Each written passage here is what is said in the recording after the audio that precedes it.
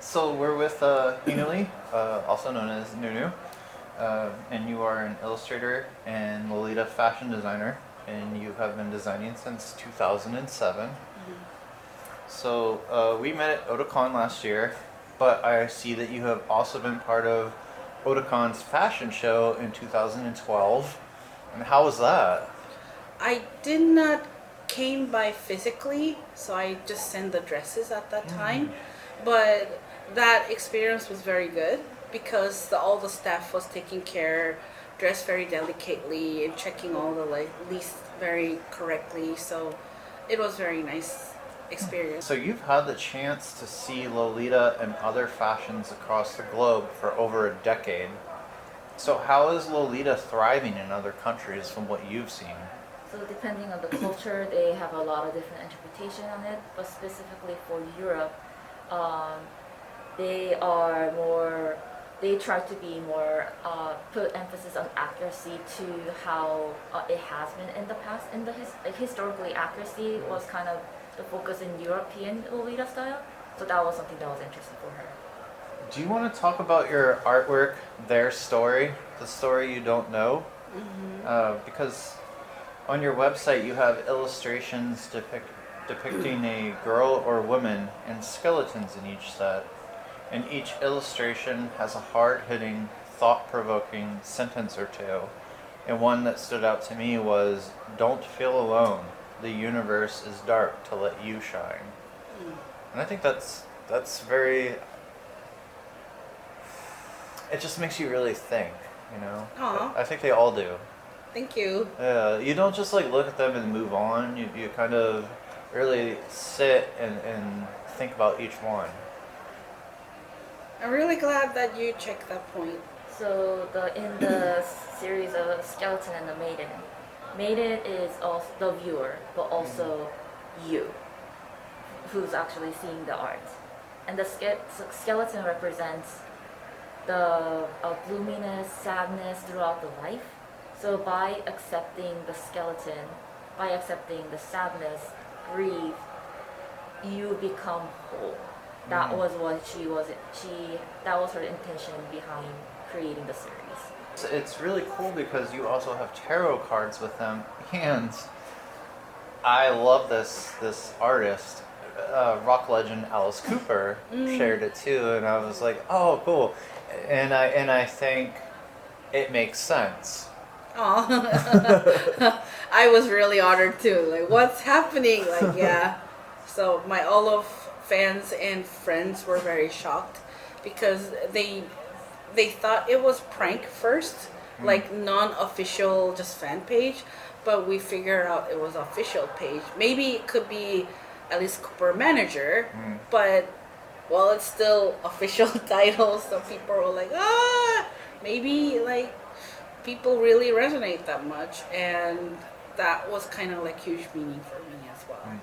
Well, all those musicians seem to follow each other, so I'm sure that Judas Priest and all of the other musicians that are friends with him got to see it too. So it's not just Alice Cooper, but all of the rock legends saw your work. Yay! So we talked about this last year with Lolita fashion starting in the Harajuku area of Tokyo, Japan. Do you want to talk more about the origins and how you added the gothic flair with the kawaii look? Hence your elegant gothic Lolita OGL fashion. So if I may start with explaining about Lolita fashion in Harajuku, it came from the randosel fashion. It was kind of like a movement, like a feminism, like you always have to wear very formal as a woman, like career woman or like office lady, and some of the women against about that idea, like we can wear what we want to. Let's wear randosel like elementary school student because for fun, and that's how they start to wear cute fashion, kawaii fashion, and that was kind of like the root of the Lolita fashion. Right now, it's just people think it's like just frilly princess look, But the base of the start was against about idea like woman has to wear like this or you have to wear like this. That was the start of the movement, and I do really feel that is very cool. And at that time, there's a Japanese visual J-rock band called Malice Miseru, and there's a bass leader slash bass bassist called Mana-san, and he started to make the kawaii fashion add his own flavor, which is very gothic design. So that was starting with gothic Lolita.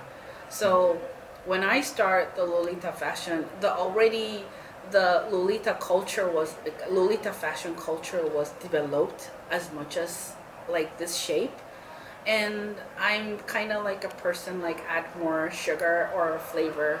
That's what I think.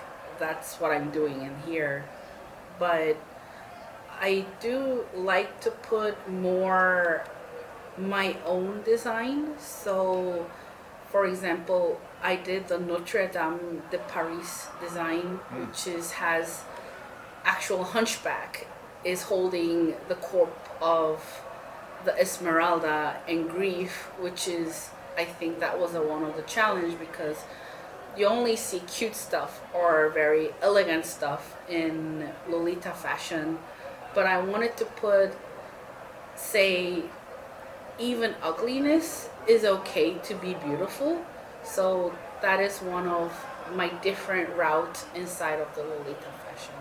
And you design all of your own dresses, and so furthering that, how do you come up with a pattern? I do research a lot, and I am very into historical art and illustrations. So that gives me a lot of inspiration, and also using a lot of public domain art of those time of era, which is you can use it because it's after 100 years past. After after the passing of the original the creator, I believe it's 100 years, it becomes a free domain art. So what Haenuli does is that she also creates her own design, but in order to be accurate to the historical accuracy, she will use the items from that era, including the arts that is currently in public domain for accuracy, but also to it. A lot of those arts already contains a story, so there is part of convincing of the art that does itself.